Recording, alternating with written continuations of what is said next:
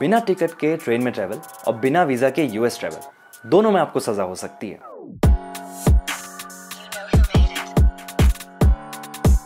अगर हमें स्टडीज के लिए यूएसए जाना है तो हमें जिस वीजा के लिए अप्लाई करना होता है उसका नाम होता है F1 वीजा। अब F1 वीजा कैसे अप्लाई करते हैं, आज इस वीडियो में वही जानेंगे। अब वीजा अप्लाई करना कब है? वीजा तब अप्लाई करना है जब आपके पास ऑफर लेटर आ जाए। ऑफर लेटर जब आ जाएगा तो आप ऑफर एक्सेप्ट करोगे किसी एक पर्टिकुलर यूनिवर्सिटी का, और तब आपको वीजा प्रोसेस स्टार्ट करना है। अब ऑफर लेटर मिलता कैसे है, उसके लिए मैंने एक डिटेल वीडियो बनाई है जिसमें कि मैंने बताया है कैसे आपको फुली फंडेड PhD यूएसए में मिल सकती है। मैं लिंक डिस्क्रिप्शन में भी डाल दूंगा, लिंक यहाँ पे भी आ रहा होगा, जाके जरूर देखना। तो F1 वीजा अप्लाई करने से पहले दो प्री रिक्विजिट्स हैं, एक है I-20 और पासपोर्ट। पासपोर्ट तो मैं मानता हूँ आपके पास होगा ही। I-20 क्या चीज़ है? I-20 एक तरह का डॉक्यूमेंट है जो कि आपको यूनिवर्सिटी प्रोवाइड करेगी, और वो तभी प्रोवाइड करेगी जब आप उनका ऑफर एक्सेप्ट करोगे। अब I-20 जो है वो एक तरह का प्रूफ है that you have officially enrolled in a programme of study in United States. अब जब आपके पास I-20 और पासपोर्ट आ चुका है तो अब बात करते हैं कि एक्चुअल प्रोसेस है क्या। तो F1 वीजा की प्रोसेस में सबसे पहला स्टेप है DS-160। DS-160 एक फॉर्म है जो कि आपको भरना होगा before applying for a visa, और इस फॉर्म को भरने के लिए जो वेबसाइट का लिंक है वो मैंने डिस्क्रिप्शन में दिया हुआ है, तो आप वहां जाओगे और उस फॉर्म को भरना है। अब ये DS-160 है क्या? ये एक तरह का फॉर्म है जो कि टेम्पररी ट्रेवल कर रहे होते हैं यूएस के लिए। इनका जो पीरियड ऑफ स्टे होता है वो लिमिटेड होता है। फॉर एग्जाम्पल, मैं PhD के लिए जा रहा हूँ या आप लोग PhD के लिए जाओगे तो अप्रॉक्सीमेटली 4 to 5 ईयर्स आप वहाँ रहोगे। तो ऐसे लोगों को जो कि नॉन इमिग्रेंट्स होते हैं उनको DS-160 फॉर्म भरना होता है। तो इस वेबसाइट में आपको सबसे पहले अपना जोन सेलेक्ट करना है, जो कि मैंने इंडिया न्यू दिल्ली सेलेक्ट किया है क्योंकि मेरे केस में न्यू दिल्ली पास था। सेकंड में आपको ये एक कोड जो है इसको भरना है, और सिंपली आपको अपने एप्लीकेशन प्रोसेस को स्टार्ट करना है।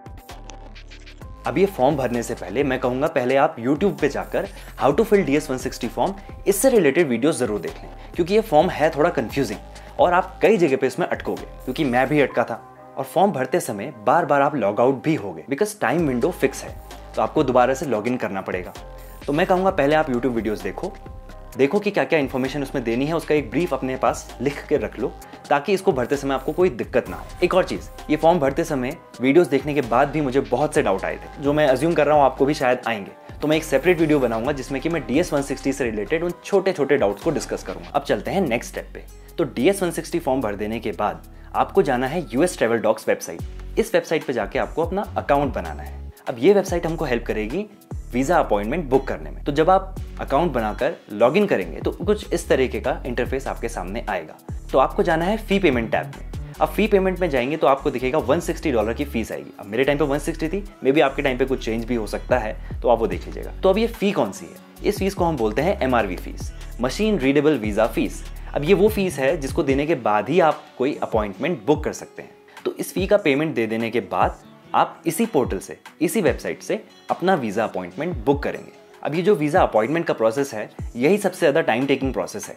इसमें आपको 3 महीने, 6 महीने, साल भर भी लग सकता है, लेकिन MRV फीस केवल 1 साल के लिए वैलिड होती है। तो आप कोशिश करना कि इसी टाइम विंडो में आपको आपका अपॉइंटमेंट मिल जाए। तो अभी तक हमने वीज़ा अपॉइंटमेंट तक का प्रोसेस देख लिया। अब थर्ड स्टेप में आपको क्या करना है, आपकी जेब से और पैसे ढीले होंगे। अब आपको पे करनी है सर्विस फीस। तो service fees F category visa के लिए होती है $350। आई नो थोड़ा ज़्यादा है, बट क्या करें, US जाना है तो करना ही पड़ेगा। अब यहाँ पे मैं आपको दूंगा एक प्रो टिप। आप सर्विस फी तभी पे करोगे जब आपको वीजा अपॉइंटमेंट मिल जाए। इसका एक सिंपल सा रीजन है जो कि मैंने अपने दोस्तों से डिस्कस करके पता लगाया कि सर्विस फीस भी 365 डेज यानी 1 ईयर के लिए वैलिड होती है। इफ इन केस ऐसा होता है कि आपको 1 साल तक वीजा अपॉइंटमेंट नहीं मिलता है और आपने सर्विस फीस और MRV फीस दोनों पे किया हुआ है, तो आपके दोनों फीस लैप्स हो जाएंगी। ये भगवान क्या जुल्म है। तो आपके पैसे वेस्ट हो जाएंगे। लेकिन अगर आपने केवल MRV फीस दी है यानी कि वीजा फीस दी है और सर्विस फीस नहीं दी है, तो आपका केवल एक ही फीस जाएगी। तो वाइज स्टेप ये रहेगा कि वीजा अपॉइंटमेंट मिलने के बाद ही आप अपनी सर्विस फी का पेमेंट करोगे।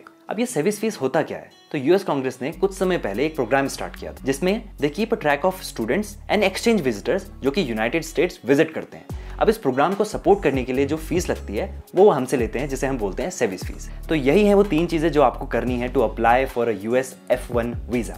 तो मैं एक स्टूडेंट हेल्प सीरीज बना रहा हूँ जिसमें कि मैं पूरी PhD प्रोसेस को डिस्कस कर रहा हूँ इन डिटेल। क्या क्या चीजें हैं, क्या क्या स्टेप्स हैं जो कि आपको फॉलो करने हैं फाइनली US में एंटर करने तक। तो ये उस सीरीज की सेकंड वीडियो है। पहली वीडियो का लिंक मैंने डिस्क्रिप्शन में भी दिया है और यहाँ कहीं भी वो आएगा। तो बस इतना ही था इस वीडियो में। मिलते हैं नेक्स्ट वीडियो में। Bye bye.